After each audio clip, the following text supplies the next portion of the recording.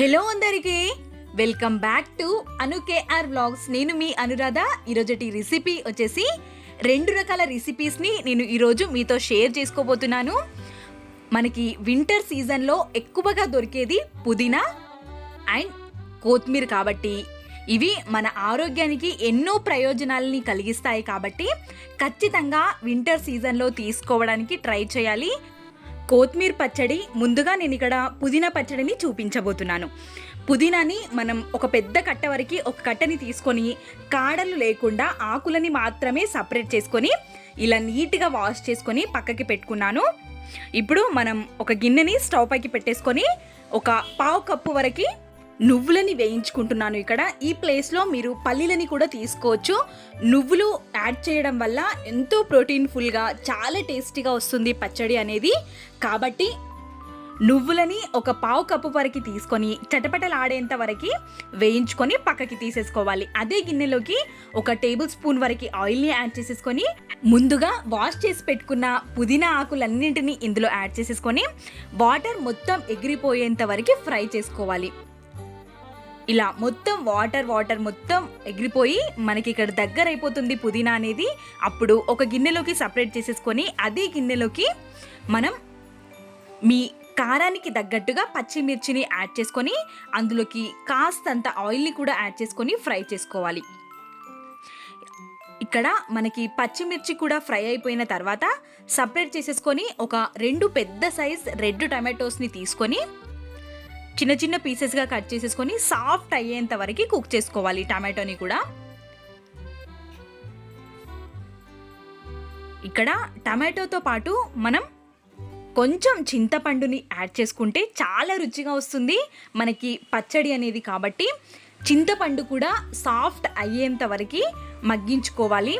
ఇక్కడ వీటన్నిటిని చల్లార్చుకున్న తర్వాత ఇప్పుడు మనం మిక్సీ జార్లోకి ముందుగా నువ్వులని పొడిగా చేసేసుకోవాలి.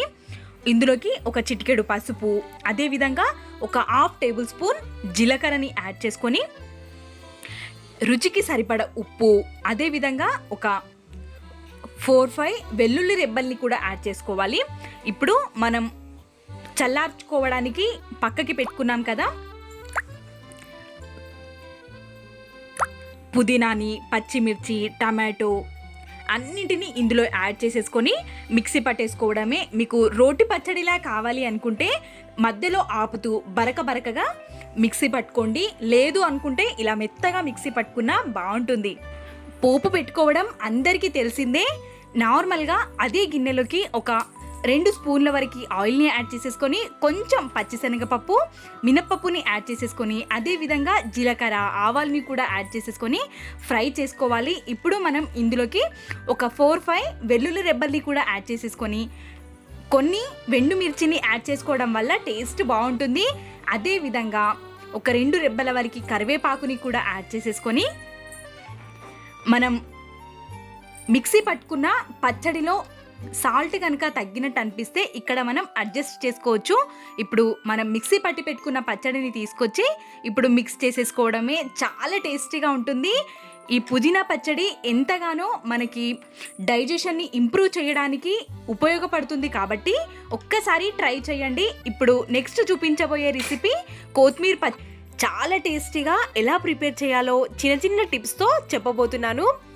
కాబట్టి మార్కెట్లో దొరికే ఈ కొత్తిమీరని మీరు ఏ విధంగానైనా కానీ తీసుకోవడానికి ట్రై చేయండి. బాడీకి చాలా మంచిది. ఇప్పుడు స్టవ్ పైకి ఒక ప్యాన్ని పెట్టేసుకొని అందులోకి ఒక 2 స్పూన్ల వరకు ఆయిల్ని యాడ్ చేసుకొని పల్లీల్ని కొన్ని యాడ్ చేసుకోవాలి. అదేవిధంగా పచ్చిశనగపప్పుని యాడ్ చేసుకొని మినప్పప్పు కొంచెంని యాడ్ చేసుకొని మొత్తాన్ని ఒకసారి మిక్స్ చేసుకొని వేయించుకోవాలి. ఇప్పుడు ఒక స్పూన్ వరకు ధనియాలు, హాఫ్ స్పూన్ జీలకర్ర, పావు స్పూన్ ఆవాలు యాడ్ చేసుకొని ఇంకోసారి కలిపేసుకోండి. ఇప్పుడు పావు స్పూన్ మెంతులు. మరి మెంతులని ఎక్కువగా యాడ్ చేసుకోకూడదు. ఈ టైంలో మనం ఒక మీకు టేస్ట్కి సరిపడా కారాన్ని యాడ్ చేసుకుంటాం కదా, గ్రీన్ చిల్లీని అదేవిధంగా రెడ్ చిల్లీని యాడ్ చేసుకోండి. ఈ green chilli, red chilli 2 combination చాలా బాగుంటుంది ఈ చట్నీకి. కాబట్టి 2 కొద్దిగా యాడ్ చేసుకోవచ్చు.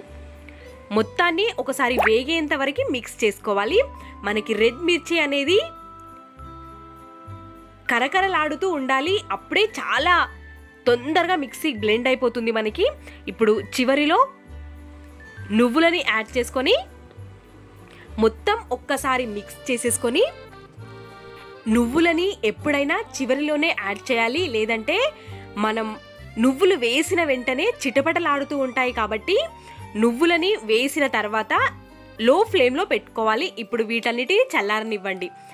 అదే ప్యాన్లోకి ఇంకొక 2 స్పూన్ల వరకు ఆయిల్ని యాడ్ చేసుకొని మనం ఒక చిన్న సైజ్ 2 టమాటోలని కట్ చేసుకొని తీసుకోవాలి. పెద్ద సైజ్ అయితే 1 టమాటో సరిపోతుంది, చిన్న సైజ్ అయితే 2 టమాటోల్ని తీసుకోండి. అదేవిధంగా ఇక్కడ ఒక పెద్ద సైజ్ కొత్తిమీర కట్టని తీసుకొని కట్ చేసుకొని తీసుకుంటున్నాను నేను. ఈ కొత్తిమీరని మనం మొత్తాన్ని ఒక్కసారి మిక్స్ చేసేసుకొని ఇందులోకి మనకి మంచి ఫ్లేవర్ రావాలి అంటే కాస్తంత చింతపండుని యాడ్ చేసుకోవాలి. చింతపండు కూడా మంచిగా సాఫ్ట్ అయ్యే వరకు మగ్గనివ్వాలి. వీటన్నిటితో పాటు ఇప్పుడు ఇవన్నీ మగ్గిపోయిన తర్వాత ఇందులోకి మనం ఒక 7-8 రెబ్బల వెల్లుల్లిని కూడా యాడ్ చేసుకోవాలి. వెల్లుల్లి కూడా కాస్తంత వేగిన తర్వాత వీటన్నిటిని తీసుకొని పక్కకు పెట్టేసుకోండి చల్లారేంత వరకు. ఇప్పుడు మనం ముందుగా వేయించి పెట్టుకున్న పల్లీలు, మిర్చి, ఆవాలు అన్నీ ఉన్నాయి కదా, వాటన్నిటినీ ఒక్కసారి కాస్తంత అందులోకి టేస్ట్కి సరిపడా సాల్ట్ని యాడ్ చేసేసుకొని మిక్సీ పట్టేసుకోవాలి. మనం సాల్ట్ యాడ్ చేసాం కాబట్టి పొడి పొడిగా కాకుండా కాస్తంత లమ్స్గా ఉంటుంది. ఇప్పుడు ఇందులోకి టమాటా, కొత్తిమీర వీటన్నిటిని వేసేసి ఇంకోసారి మెత్తటి పేస్ట్ లాగా చేసుకోవాలి. మీకు రోటి పచ్చడిలాగా అనిపించాలి అంటే కాస్తంత కచ్చా పచ్చాగా దంచేసుకోండి. రోటి పచ్చడిలాగానే ఉంటుంది రోల్ అవైలబుల్గా లేని వాళ్ళకి. ఇలా మిక్సింగ్ బౌల్లోకి తీసేసుకొని ఇందులోకి కావాలి అనుకుంటే ఆప్షనల్ మాత్రమే ఆనియన్స్ని ఇలా కట్ చేసేసుకొని కలిపేసుకొని ఇప్పుడు పోపు పెట్టేసుకోవడమే. ఆనియన్స్తో తింటే చాలా టేస్టీగా ఉంటుంది. వద్దు అనుకున్న వాళ్ళు స్కిప్ చేయొచ్చు ఆనియన్స్ని కూడా. ఇప్పుడు అదే ప్యాన్లోకి మనం పోపు పెట్టేసుకుందాం.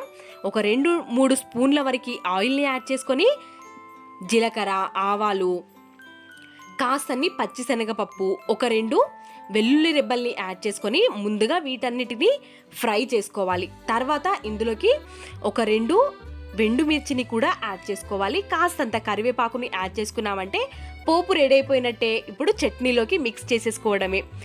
ఈ చట్నీ కనుక మీరు చపాతీ, రోటీ, వేడివేడి అన్నంలో కాస్తంత నెయ్యిని వేసుకొని ఈ చట్నీతో తిన్నారంటే చాలా సూపర్గా ఉంటుంది. నేను చూయించిన రెసిపీస్ కనుక మీకు నచ్చినట్టయితే లైక్, షేర్, సబ్స్క్రైబ్ చేయడం మర్చిపోవద్దు. మీ ఫ్రెండ్స్ అండ్ ఫ్యామిలీకి షేర్ చేయండి. మీకు ఎలా కుదిరిందో మీ వాల్యుబుల్ ఫీడ్బ్యాక్ని కమెంట్ సెక్షన్లో అందించండి. Thanks for watching.